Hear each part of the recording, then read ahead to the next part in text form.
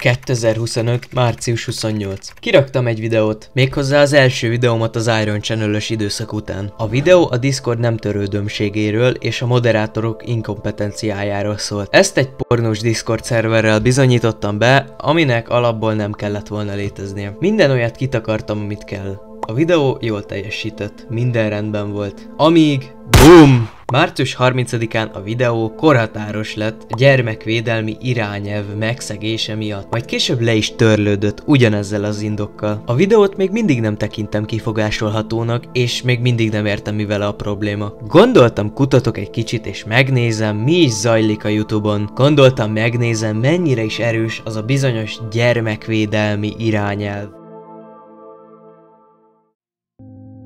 Mivel nem akartam számomra érdektelen videókkal szemetelni az eredeti fiókomat, ezért kreáltam csak erre egy új fiókot. Elkezdtem idézőjelben gyerekeknek való videókra rákeresni és fogyasztani. Először maradtam az agyrohasztó alapoknál. Például Top 10 Aura Moments, Sigma montázsok, Skibidi Toilet, Roblox. Ha nem tudod mik ezek, szerintem örülj. Majd rátaláltam valamire, amit nem akartam. Eleinte valami olyat kerestem, ami főleg gyerekeknek szól, mégis túl van szexualizálva. És mit is mondjak, sikerült megtalálni. Rengeteget keresgettem, rákerestem hasonló kifejezésekre, pörgettem a YouTube shortsot, és egyszer csak ez a videó fogadott.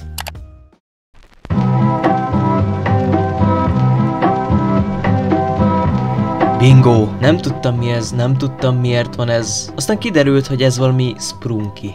A Sprunky egy modifikált változata az Incredibox nevezetű játéknak. Mostanában, meg régebben is felkapott volt ez az egész játékszerű téma a kisebb gyerekek körében. És az a helyzet, hogy tényleg túl van szexualizálva, és nem csak ezt az egy videót találtam. Rákerestem erre a bizonyos Sprunky kifejezésre, és egyből ez az undorító indexkép fogad, amiről üvölt, hogy kiket akar megcélozni és hogy hogyan. Színes, figyelemfelkeltő, mégis benne van ez az undorító szexuális csavar, és milliók látták, amiből nem hiszem, hogy főleg felnőtt a közönség. Rákattintottam a videóra és megnéztem, ó Istenem, bár ne tettem volna. A videó már azzal kezdődik, hogy ez a rózsaszín valami csöcsöket növeszt, aztán a mellette lévő narancsárga cucc megkötözi, aztán a zöld izé is csöcsöket növeszt, és...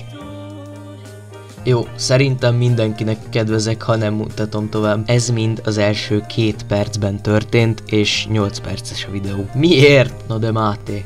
Miért reflektálsz egy egész műfajra egy videó alapján? Nem csak ez az egy videó van, a bemutatott videó készítőjének kb. Erről szól az egész csatornája. Sőt, több ugyanilyen beteg csatornát is találtam. De nem szeretnék többet mutatni, hasonló az összes. Viszont van, ami még ennél is rosszabb. Találtam egy ugyanerről szóló videót, amiben a fehér cucc lemészárol mindenkit egy random házba. Milliós megtekintés, pozitív kommentek, családbarát tartalom. Azért megnézném egy ilyen szülőnek a reakcióját, amikor megtudja, hogy ilyeneket néz a gyereke. Azon a családbarát, gyermekeknek biztonságos YouTube-on. Szeretném felhívni a figyelmet ezekre a tartalmakra és csatornákra, amik ezek szerint megfelelnek a YouTube oly erős gyermekvédelmi irányelveinek, és mondom, rengeteg ilyen van. Mondhatni egy egész ipar a gyermekek agyának rohasztása körül épül. YouTube shortsokról nem is beszélve, az már egy szinten rosszabb. És nem azt mondom, hogy az összes gyerekvideós vagy videó elítélendő. A kisebb gyerekeknek is kell valami szórakoztatást nyújtani, és ezt el is fogadom. Nem kell túlhajkózni, de semmibe venni se szabad. Meg kell találni az arany középutat. És hogy mi lenne a megoldás? Mondanám azt, hogy a szülők figyeljenek oda, de ezt minden második ilyen videóban lehet hallani. A problémát a gyökereinél kell keresni,